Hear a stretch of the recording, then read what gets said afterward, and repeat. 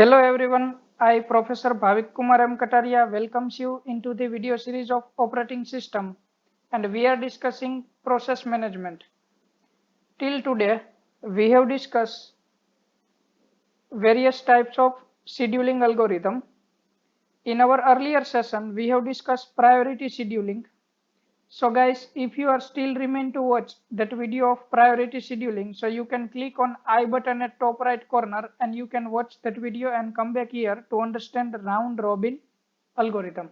So let's start today's session round robin algorithm, that is one type of process or CPU scheduling technique. We will understand round robin algorithm by taking one simple example. First, we will discuss round robin is working on preemptive mode. It means, as per our earlier discussion, in this case, we can stop any process in between the execution and we can start some another process. That thing is known as a preemptive mode. Whereas in case of non-preemptive mode, we can't stop any process in between the execution. That is followed by the first come first serve and shortest job first. Another thing, criteria is going to be followed, that is time quantum. It means in case of round robin, it is work like a traffic signal. Whenever you are passing out from the any way or any lane, so whenever you will reach to the traffic signal, so it will allow to pass all the vehicles simultaneously one by one, one after another for a few minutes, like 2 minutes or 3 minutes, and then after another lane, then up next 2 3 minutes another lane, and so on. Same thing is uh, same types of functionalities implemented here. Let's see with the one example. Here we are going to take total 6 processes. Arrival time and burst time is given. In our earlier cases, we have worked with the priority, but right now in case of round robin, priority is not going to be mentioned. Again, we will find average turnaround time and average waiting time when time quantum is equal to 2. Time quantum is important. Whatever the time quantum is, that here all this data given to us, all number of times are in milliseconds. So right now time quantum is 2 milliseconds. So we can execute any process maximum for the 2 milliseconds. We can't execute any process more than 2 milliseconds. After completion of every 2 minute time slot, we have to switch the CPU for another process and current process will go for the waiting state. Let's see how we can implement. First, here we are going to take our data table which is given us into the data. Right now here we will draw our Gantt chart, and one more thing we are going to take, that is waiting queue. So first we will start drawing Gantt chart from arrival time 0. So if we will look at arrival time 0 in our data table, so only process P1 is arrived at arrival time 0. Right now we are putting P1 in waiting queue and burst time of process P1, that is 4 time unit. So arrival time 0, that is for the P1. So only process P1 is arrived at time 0. So definitely P1 will start their execution. So let execute P1 first. We are putting P1 into the Gantt chart and we will execute P1 for the 2 millisecond. Get it? Total burst time of P1, that is 4 millisecond, but here we have a time quantum is equal to 2 time units. So we can execute P1 for the 2 millisecond. After completion of this time slot, again we will check for the other processes. At a time unit 2 or 2 millisecond, any other process is arrived. So if we will look into the data table, P2 arrived at 1 and P3 arrived at 2. So two more processes, P2 and P3 arrived. So we will put P2 and P3 into the waiting state. Get it? So next process that will execute is P2 and we will put P1 into the waiting state. Let we are putting P1 now into waiting state because we are making context switch of CPU from P1 to P2. So again after 2 milliseconds we are putting P1 into waiting state and we can start execute P2 because P2 arrived at arrival time 1. So let executing P2. Again we will execute P2 for only 2 milliseconds. Get it? Actually burst time of P2 is 5. So P2 requires CPU for the 5 millisecond. But here we are able to allocate CPU only for 2 millisecond. Every process will going to be stopped after 2 millisecond and next process will execute. So right now we will look up to the time quantum 4. Any other processes arrived? Yes, P3, sorry, P4 and P5 arrived. So we will take P4 and P5 here into the waiting state, and again we will put P2 into the waiting state because we are going to make context switch of CPU. So now we can execute next process, that is P3. P3 will again execute for the 2 millisecond.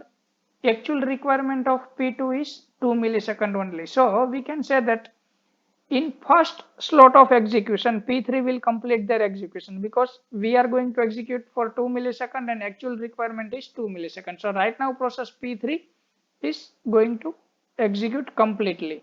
So here we can note down the completion time of process P3. Another thing, we will check up to the time quantum 6 or 6 millisecond any other process is arrived. Yes, P6 arrived at arrival time 6. So we will put P6 into the waiting. Now there is no need to put P3 again into the wait because P3 completely executed. So it will be removed from the queue as well as Gantt chart. Get it? So next process P1 will execute. P1 was already executed first time for 2 milliseconds. Right now we are executing P1 second time for the 2 milliseconds. So total requirement of P1 was 4. So right now P1 will completely execute. So we can note down the completion time of process, that is 8 milliseconds. So no need to put P1 again into the waiting. We can execute next process, that is P4. So P4 will again execute. So actually requirement of P4 is going to execute first time. Requirement of P4 is 1. So right now we will execute P4 for 1 millisecond only, 8 to 9. We can execute maximum up to 2 millisecond, but there is no requirement of 2 millisecond for process P4. Only 1 millisecond is required. So we will execute 8 to 9 and 9 will become completion time for process P4. Now next process execute, that is P5. P5 is going to execute first time. Actual requirement of P5 is 6 millisecond burst time. So we will execute it for the 2 millisecond, 9 plus 2, 11. And again we will put P5 into the waiting state.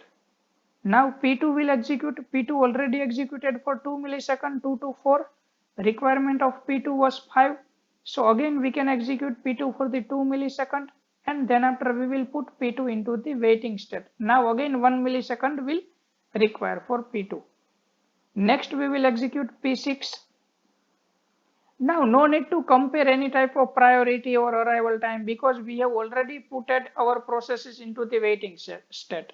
So we are taking all the process one by one from our waiting state. So we will execute P6 for the 2 millisecond. Requirement of P6 is 3 burst time. So we can execute up to 13 plus 2, 15, and again we will put P6 into the waiting state. Done. Now next we will execute P5. Requirement of P5 was 6. Out of 6, 2 millisecond executed, and again we are executing 2 milliseconds. So again right now one more time there is requirement of 2 millisecond and we are putting it into the waiting. Next we will execute P2. P2 was already executed 2 times, 2 to 4 and 11 to 13. 2 plus 2, 4, and requirement is 5. So now 1 millisecond is remain. So right now we are executing P2 for only 1 millisecond. 17 plus 1, 18. And 18 become the completion time of process P2. Now next we will execute P6. P6 was executed for 2 millisecond. 13 plus 2, 15, and requirement was 3. So right now only 1 millisecond required. So we will execute 18 plus 1 up to 19, and 19 will become completion time for process P6. Then after only last process P5 remain to execute. P5 already executed 2 times, 9 to 11 and 15 to 17 and requirement is 6 milliseconds. So right now we can execute up to 2 milliseconds and then after P5 will complete their execution. So 21 become the completion time for the P5. So all 6 processes were executed completely and we have a completion time for all 6 processes. So we can find the turnaround time and waiting time. We have already discussed how to find turnaround time and waiting time for all number of processes. So I am not going to discuss more. But still you have any query regarding to how to execute process into the round robin, how to use the time quantum. So you can write your questions to me into the comment box. These are my students during the visit of Indian Institute of Science at Bangalore. Let's see, there is need to remain average turnaround time and average waiting time. To find the average turnaround time, we will take all individual values of turnaround time, we will make summation of it and we will divide it by the total number of processes. Total number of processes are 6. So we will get average turnaround time 10.83 millisecond. Same we can do for the waiting time. We can do the summation for individual waiting times and we can divide it by total number of processes and we will get the answer 7.33 milliseconds. So that is all about the round robin algorithm. In next session we will discuss thread management and it will be our last session of process management.